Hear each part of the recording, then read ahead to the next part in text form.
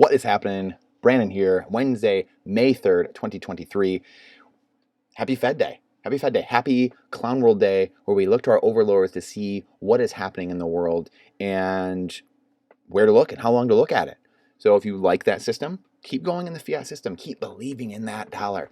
I think that one of the biggest things going forward is that we have to understand that the Constitution, the Declaration of Independence, the Bill of Rights are freedom for all people. Well, the Bitcoin white paper is that new freedom. It's global. To have those rights, you have to be in America, unfortunately. You can think that ethos and that idea, and those ideas will hold true forever, and they'll always be here now that they're in the world.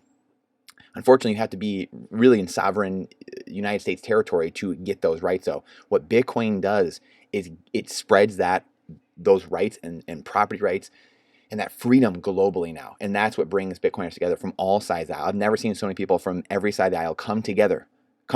Catholics, Satanists, Iranians, Russians, Americans, Canadians, Salvadorians.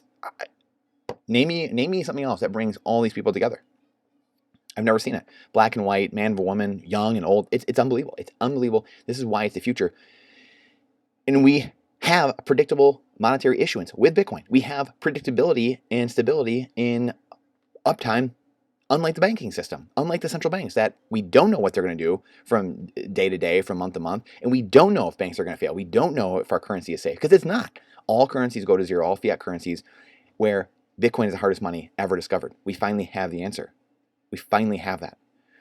So in saying that, in the 25 basis point hike today that we knew was coming, we have former Dallas Fed head Robert Kaplan saying, hey, I think this is a little more serious than we once thought.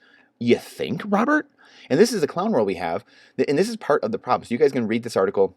I'll link this in here as well. Put these links in here. I have not been doing that lately, and I will start doing that again, as many of you have been asking for that, actually. So you can read this article. It's a quick article, but we have Janet Yellen this past month saying the banking system is fine. It's totally fine. Everything's fine. And then we have the last week Jamie Dimon, CEO of Chase, coming out and saying, well, this main part's over. And now we've got Robert Kaplan saying, it's a lot more serious than we think. This is what you get with a fiat broken currency, fiat inflationary system. You get more of the wage deflation, the uncertainty goes up, and on and on and on. Banks failing, panics, recessions, depressions. This is what happens. If you had sound money, you would still have swings. Life is about cycles, but you'd have very mild swings in inflation, deflation. It would just be very mild. It'd be very subdued, and not these gigantic, wild swings that we see. And this is all manufactured, all artificial, and all created by humans. We want rules, not rulers. And this is what the Magna Carta set out, and then the Constitution, and then 250 years later, now we get the Bitcoin white paper. This is the trajectory of decentralization and freedom and liberty, and you can't stop it. The feds are going to do what the global organizations are going to do whatever they can to try to stop this. But do you want to be? Are you in for the fight? Are you in for the fight? Are you the 3% of the Americans who fought for the other 97% of the country, for the rest of the world? What person are you? Who are you? That's the big thing. So what happened today? Fed raised rates, and we have bonds. Excuse me. We have bond yields down a bit. Again, the market's swinging all over the place, but bond yields down a bit. So people buying up bonds, again, looking to, and again, the yield curve, remember, the yield curve is still inverted, massively inverted. And it shouldn't be that way. You should get paid longer for someone holding your currency longer. And again, at the same time, remember, if you're buying bonds, you're buying your future enslavement. If you're buying government bonds, you are buying your future enslavement, because, newsflash, governments don't create wealth. People do. So the governments have to tax its citizens. It's a great way to enslave a population, maybe an enemy, something like that, buy up all their bonds.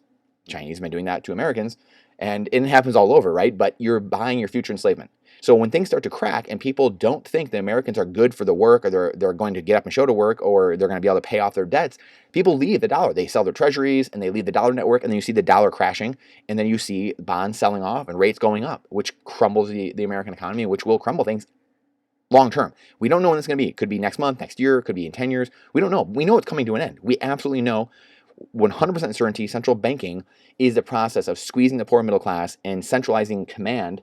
I gotta find the Communist Manifesto somewhere here. Central banking is one of the 10 planks of the Communist Manifesto. So if you want one world government and you think you are one of the 1,000 people in the world that is going to be in that upper crust and getting to prosper and play off of everyone else's wealth and time and energy, then hey, maybe communism is great for you. For the other 8 billion people, we need to find a different way. And there are many more of us than there are them. So bond yields, that's the story on bond yields, dipping down a little bit, people buying up bonds. We have the DXY selling off a little bit as well. Obviously, people leaving the dollar, so it's weakening, people going into bonds. So just a little bit of the back and forth there. So those are 2 of the 3, the big trifecta. And then oil has been selling off. I mean, look at this. It's crazy. The last couple of weeks, been really selling off here. People really getting worried about, again, we have the banking crisis. There's a lot of stuff coming down the pike. And this is not just us saying this, right? We're looking at all the big Fed heads. We're looking at the banking sector, and they are saying, hey, guys, things aren't look good. Right here, right? So that's why oil is selling off. People are thinking, hey, there's not going to be as much economic activity, so oil's been selling off. And it's been in this downtrend, right? It's almost going to make it lower low again and keep in this downtrend that we've seen the last year. So we really have some interesting things. The market's been calling it. This is why we talk about looking at this big 3 instead of equities. Equities mean nothing. If you've noticed, we never look at equities. It doesn't matter. That's a derivative of the credit market and the dollar and oil. And then we look at the global liquidity to kind of see what's happening in the world. When you have global liquidity, which gold and silver have been pumping, and as well as Bitcoin. Up to 29,000, gold and silver up above $2,000 and $25 respectively. When those are pumping, you have that sniffing out liquidity in the system as well and showing us, hey, there's liquidity being pumped in the system. Again, this is why you have the dollar selling off. You have people buying bonds, whatever. So that's how the money goes in the system, right? The cash goes in the system by buying bonds. So we can see how this all works. Central banks, someone somewhere, they're pouring cash or creating cash out of thin air by buying the bonds out of the market. They're buying them away. The yields are going down. The bond price goes up. So they're selling it away from all of us and upping the price. And the bond yields go down. The dollar gets weaker, which helps exports, things like that. But then we need to see the indicators to see, like, okay, can we confirm this? Well, Bitcoin, gold, and silver do their job, and look, they're going up.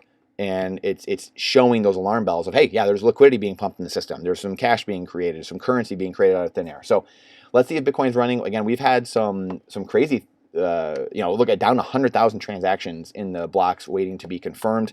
So we're down 100,000 transactions. And we've said this many times, TikTok next block, Bitcoin doing its thing, 10 minutes, every 10 minutes, like clockwork, predictability, stability, every single day, without fail, every 10 minutes, without fail, for 14 years. This really is a game changer that we don't even understand yet. I mean, humans don't even understand where we are yet. So complete predictability, complete auditability. So go to the mempool, check it out for yourself. Go to Time Chain Calendar, you get all the stats that you need. Go to pricedinbitcoin21.com. You can see this is a fiat, a median price house the last 10 years, priced in fiat. You need to find more of those dollars, those depreciating dollars, to buy the same house. And in Bitcoin, the orange line, you need to find less Bitcoin to buy the same house. So think about that. Think about that. The depreciating currency, you got to find more of it because it's depreciating. And this appreciating currency, well, it's getting stronger and more purchasing power. So you have to find less Bitcoin to buy that same house over the last 10 years. And that trend, which way do we think these trends are going to keep going? So I appreciate you being here and being at my TED Talk. And please share this out because the algorithm hates truth. It's the only way we are going to push forward. And the more voices, the more people we have doing blogs, doing videos, and sharing truth and trying to search for truth, question everything with boldness, even the existence of God himself, the faster we're going to have abundance and prosperity and a higher standard of living, and then the less garbage we need to go through because we're going to have unrest. That's why we talk about getting prepared, getting Bitcoin, gold, silver, food, energy, water, lead, firearms, ammo, getting that security, land, and community. Community is the number one thing. We need to build community. I had some notes here as well, which I'll do a separate video on. But just building community. Community is one of the hardest things for me, quite honestly. I'm an introvert, actually, and it's one of the hardest things for me, but I need to continue building community and be around people that are like mine. That's why I love the Bitcoin community so much, and the community we have here, and the people we have here. However, it is number one for survival situations, like we said. Text one person a day. This is something I'm going to be trying to do going forward as well. Text one person a day, and you text 365 people that year. Friends, family, people you haven't talked to. You never know who's needs that day, who needs to put a smile on their face, and who it can help. And I was just reading a story of a Navy SEAL who took his life a month or so ago, 6 weeks ago. Mike Day, and his book, was perfectly wounded by Mike Day, and really sad story. And he ended up taking his life. Was shot 27 times, 16 years ago, I believe, in the Middle East, and was helping a lot of people, and ended up taking his own life. And it just makes you realize we need to build community. We need to be there for our neighbors, our friends, our family. This is really important. This is beyond important. This is why I show up every single day. This is why I finally, after years of being, of just not being as consistent and doing other business, doing other things, my calling was to come and stop many of the other things I was doing, to come and help educate and help push the freedom and liberty mindset and fixing the money mindset and pushing that and questioning everything and pushing community. This is my calling, and it always has been, ironically, and I've felt it. I've known it forever, and I've tried running from it for a long time, to be quite honest. So I appreciate you being here. I appreciate you sharing it out more than you know, and question everything with boldness. This is not financial advice. It's freedom advice. I look forward to seeing you on the next one.